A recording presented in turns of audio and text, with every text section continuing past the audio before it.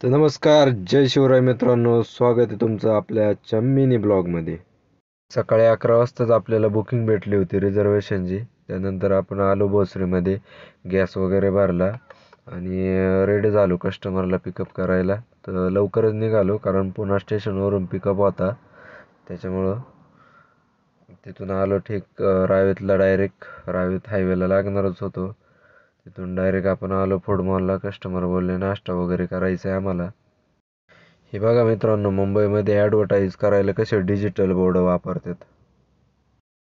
कस्टमरला लोकेशनला त्यांच्या ड्रॉप वगैरे केलं. त्याच्यानंतर भरपूर वेळ आपल्याला बुकिंगच नाही भेटली. नंतर संध्याकाळी बुकिंग आली आपल्याला.